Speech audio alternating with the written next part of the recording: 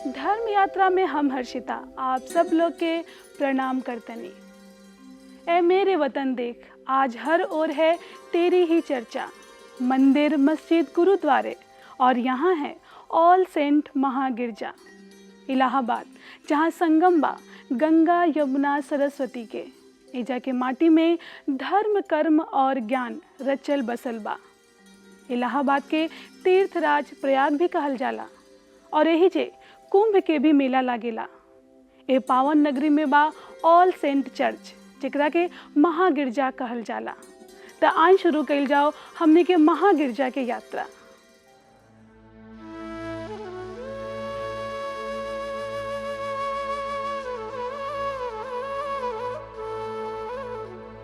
इलाहाबाद त्रिवेणी की धरती, जिसके सीने में समाई गंगा यमुना सरस्वती, हर जर्रा देता है गवाही। यहाँ मिलती है सभी को मुक्ति। इसकी गोद में खेलती है संस्कृति, इसकी परतों में सिमटा है इतिहास। धर्म की रोशनी, यहाँ अध्यात्म का है प्रकाश। ये है तीर्थराज प्रयाग। इलाहाबाद के सदियों पुराना रूहानियत के सिलसिला में एक और खूबसूरत कड़ी जोड़ेला ये ऑल सेंट के महागिरजाघर।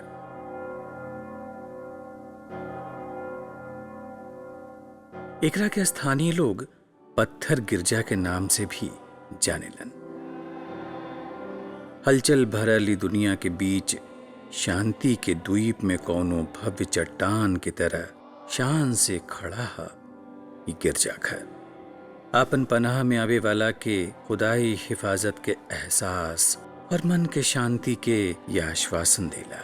सही मायने में ये को यूरोपियन स्मारक बा।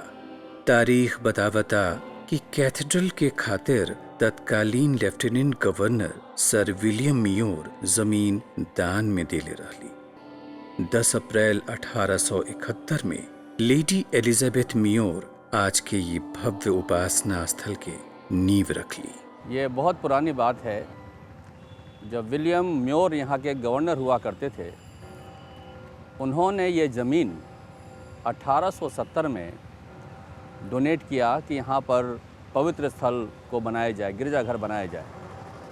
फिर 1871 में उनके धर्मपत्नी मिसिस एलिजाबेथ ने इस पवित्र स्थल की फाउंडेशन स्टोन रखा और फिर इसका बनना आरंभ हुआ और इसको बनने में लगभग 40 वर्ष लगे और अभी भी यह पूरी तरह से पूरा नहीं हो पाया है। गोथिक शैली में बना ली गिरजा के सर विलियम इमर्सन डिजाइन कइले।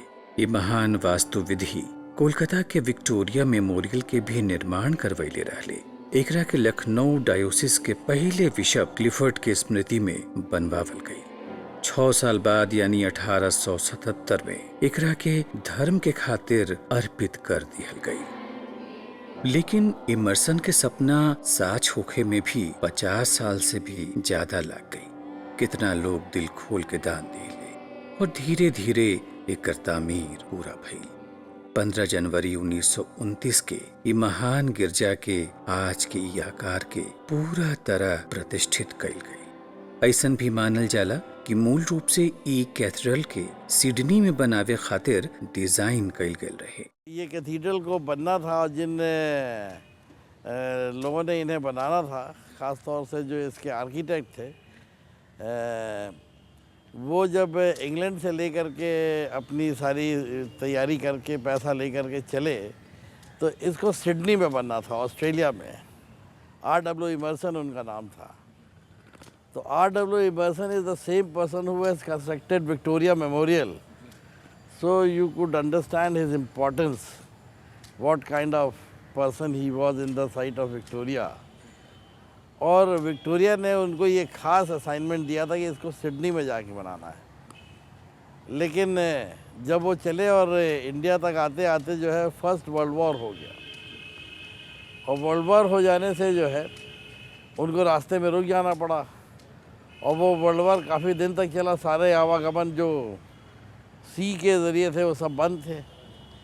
तो जब वो यहाँ रहते रहते काफ़ी दिन हो गया तो ये हुआ कि भाई अब इस नए प्रोजेक्ट का क्या होगा, whether it will still wait, they should wait for Australia और they should do something here. तो क्वीन ने कहा कि since there is a high court at Allahabad, you must have the cathedral at Allahabad.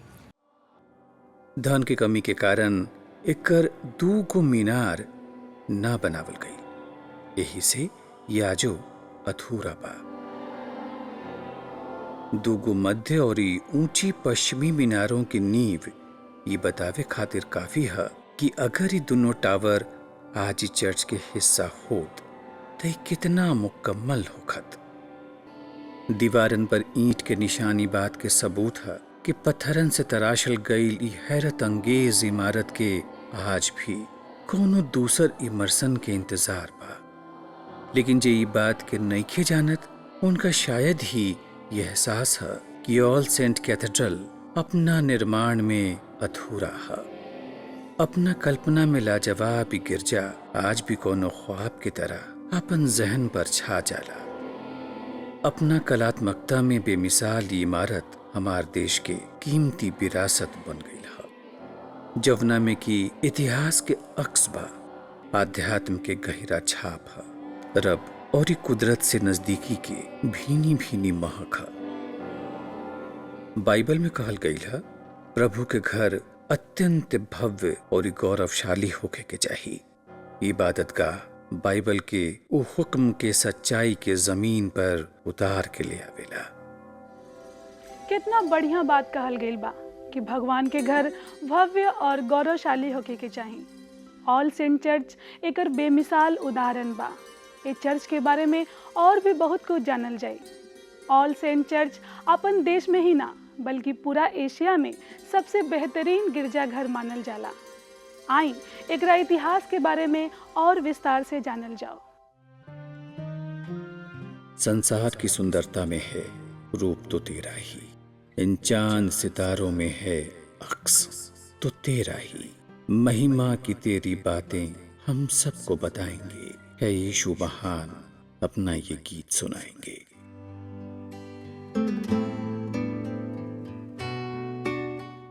All Saint cathedral Hindustan ही ना पूरा Asia के सबसे बेहतरीन कैथेड्रल मानल जाला। ई यूरोपीय वास्तुकला के एगो ऐसन बेशकीमती नगीना है जौन हिंदुस्तान के आध्यात्मिक जमीन के विरासत में मिलल है। एकरा निर्माण में 13वीं सदी के गोथिक वास्तुकला के साथ साथ फ्रांस के गिरजा वास्तुकला के शैली के भी प्रयोग कइल गइल है। यह एकर मूल डिजाइन जेकर कल्पना सर विलियम इमर्सन कैले रहले।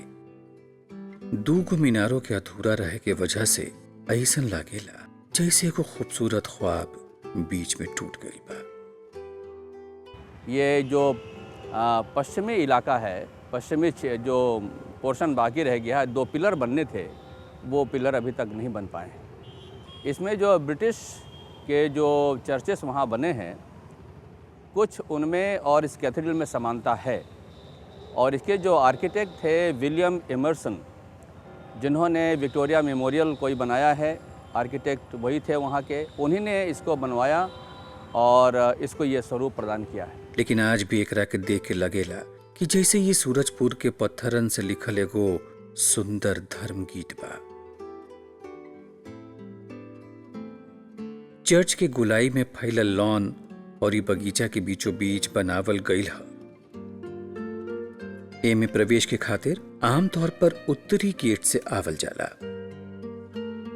अंदर आते ही सुकून भरल एहसास दिलो दिमाग पर हावी होके लगेला।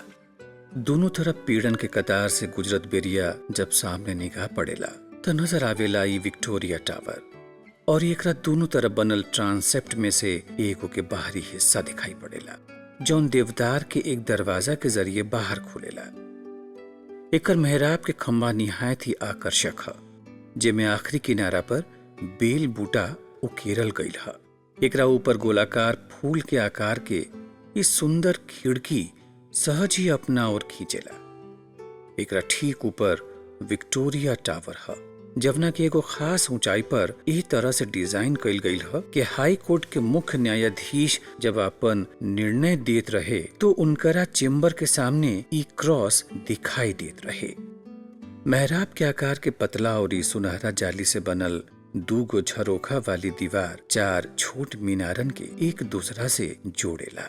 छत के पानी बाहर निकालने के खातिर शेर और ऊंट के आकार के गैरगल्स या परनाले पत्थर पर कुशल कारीगरी के नुमाइश है।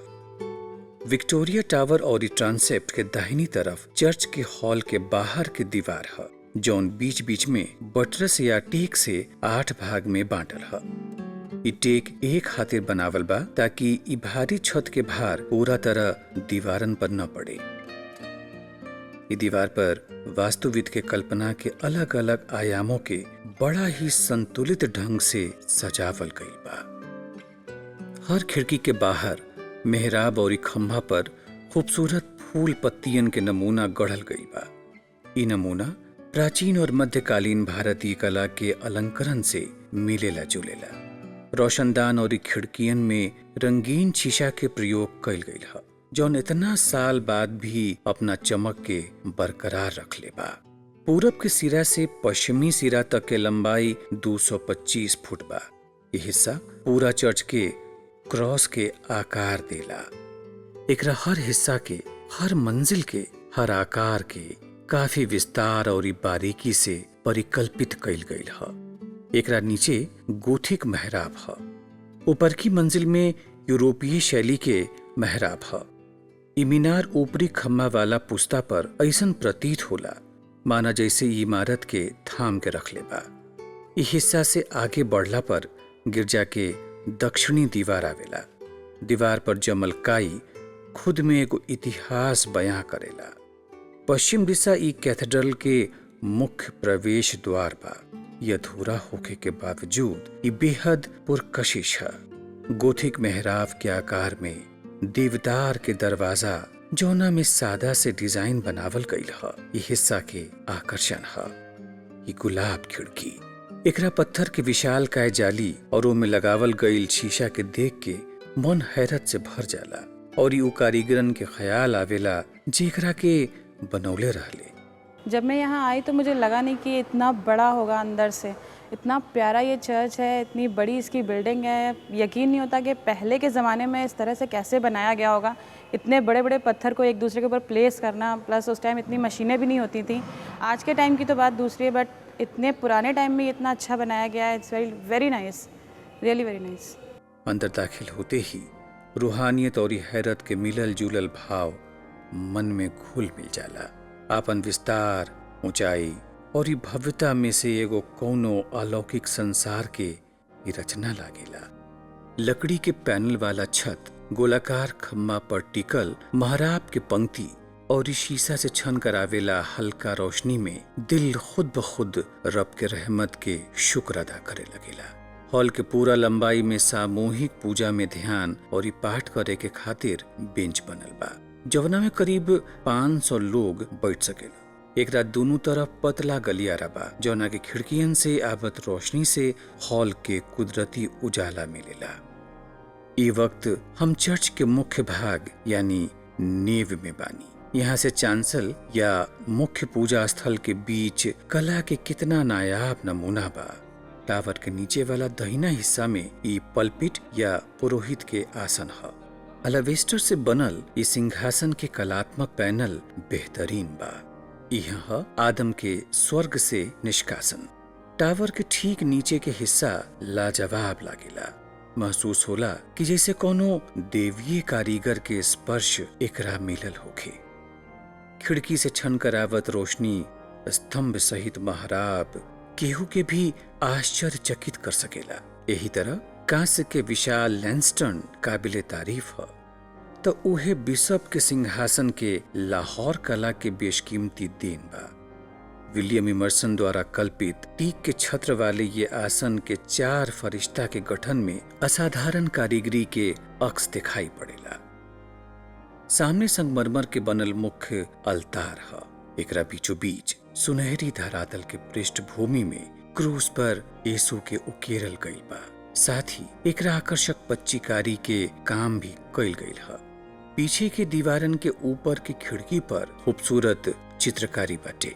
रंग में अटखेली करत ई तस्वीर में धर्म के कौनो न कौनो तथ्य जरूर छिपल ह। मुख्य अल्ताफ से पूरा गिरजा के अंदरूनी हिस्सा के नजारा बेहद सम्मोहक और जादुई जैसन लगेला। सूरज ढल रहल ह और इस सतरंगी रोशनी के अक्स में नहाइली गिरजा कौनो उजला दिया के तरह नजर आवे लगेला। चांद भी एकरा खूबसूरती के देखेला। ऐसन महसूस होला जैसे अंधियारा अब दूर हुआ, गोशा गोशा अब नूर हुआ, उतरा है वो रोशनी बनकर। ठीक है कहल जाला कि बहुत ज्यादा सुंदरता से सम्मोहन होके लागेला और आदमी अपने आप आकर्षित होके लागेला। और ये आकर्षण बा ऑल सेंट चर्च में। एकर सम्मोहन से हमनियों के बंधल जाई। हमनी के जीवन में ऐसन भी समय आवेला जब लागेला कि दुनिया में केहू नहीं खे, लेकिन ऐसन समय में भगवान हमनी के साथे रहेलन। ठीक ऐसने महसूस होला ऑल सेंट चर्च में। तो आई एक बार फिर से चलल जाओ ऑल सेंट चर्च के दर्शन करे। ए पथिक, याद रखना तू कभी अकेला नहीं। तुझको महसूस हो या कि नहीं, उसका साया सदा तेरे सर पर है, उसकी रहमत तेरे कदम पर है। ए पथिक, याद रखना तू कभी अकेला नहीं। ऑल सेंट कैथेड्रल यीशु के रहमत के घर बा। ई खामोश और ई पुरसुकून आस्थान अपना हर तरफ बुलावेला। भक्त के अकीदत के गहरा और ई रूह के रोशन करेला। हर रविवार के सुबह श्रद्धालुओं के हुजूम यहाँ आवेला, अपना रब के मेहरबानी के याद करे के, उनकर शुक्र अदा करे के, उनकर आशीष मांगेलन। संगीत के सुर में ढलल प्रार्थना और यीशु के प्रशंसा के गीत दिल में गहराई तक उतर जाला। मुख्य पुरोहित के प्रवचन होला। Announce this good news. The people have started coming. Yes, I am ready to repent. I repent from all our sins. लोग उनकरा से आशीष लेवेलन। जाड़ा के दिन में यहाँ साप्ताहिक प्रार्थना सुबह 9 बजे और गर्मी में सुबह 8 बजे से होखेला।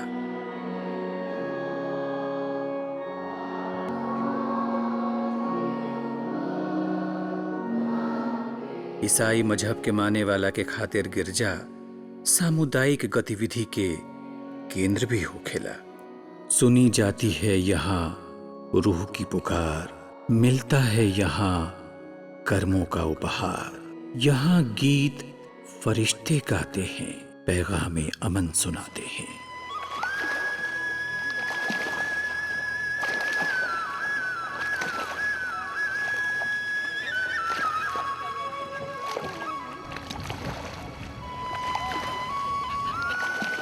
इलाहाबाद संगम के नगरी है, तीर्थराज है। ई नाता से ये उत्तर प्रदेश और ये पूरा देश के महत्वपूर्ण शहरन में से एगो है। इलाहाबाद पूरा भारत के प्रमुख शहर से रेलगाड़ी और इस सड़क के माध्यम से काफी अच्छा तरह से जुड़ल बा। नेशनल हाईवे 2 और 27 पर मौजूद होला से इस शहर तक उत्तरी भारत के सभी बड़ शहर से सड़क के जरिए आसानी से पहुंचल जा सकेला। दिल्ली से इलाहाबाद की दूरी करीब 650 किलोमीटर बा।